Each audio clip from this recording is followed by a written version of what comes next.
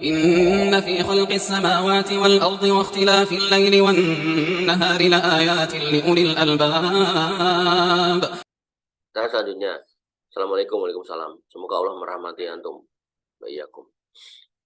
Afwan, Ana mau bertanya tentang hukum meminta untuk diruqyah kepada orang lain. Jazakumullah khairan.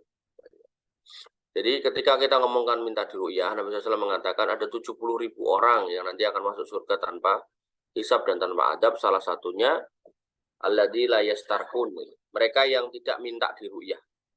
Nah, di sini para ulama berselisih pendapat tentang minta diruqyah. Maksudnya apa? Ada ulama yang berpendapat ruqyah itu kan bahasa Arab ya, artinya bisa bermakna dua. Ruqyah yang kita kenal sebagai ruqyah syariah, kemudian ada ruqyah yang ghairu syariah. Ruqyah itu artinya jambi-jambi, komat kamit gitu. Nah, ruqyah ghairu syariah itu yang diucapkan oleh dukun-dukun. Nah, ruqyah syariah itu adalah yang diucapkan oleh tukang ruqyah yang menggunakan ayat-ayat Al-Qur'an. Nah, ada sebagian ulama yang berpendapat maksud dari hadis itu adalah ya tidak minta ruqyah kepada dukun, tapi ruqyah kepada ahli ruqyah syariah itu boleh. Nah, itu pendapat satu.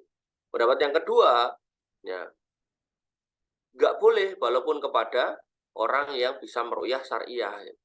Karena orang kalau dikit-dikit minta ruqyah, maka dia rasa tawakalnya kepada Allah itu nggak banyak atau sedikit atau bahkan nggak ada. Gitu. Oleh karena itu maka sebaiknya ya kan ulama yang kedua atau kelompok ulama yang kedua itu sebaiknya beliau berpendapat yang meminta ruqyah itu bukan orang yang sakit tapi saudaranya atau keluarganya.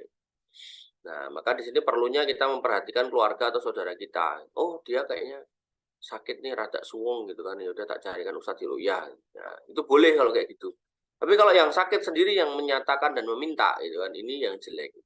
Karena nggak jarang ya banyak orang tuh atau sebagian orang tuh dikit-dikit minta ruqyah, dikit-dikit minta ruqyah. Ya, pokoknya hampir setiap saat minta ruqyah. Padahal meruqyah diri sendiri pun juga bisa gitu. Ya, meruqyah diri sendiri bisa. Diriwayatkan seorang sahabat yang dikit-dikit apa namanya kalajengking, dia kemudian meruqyah dirinya sendiri.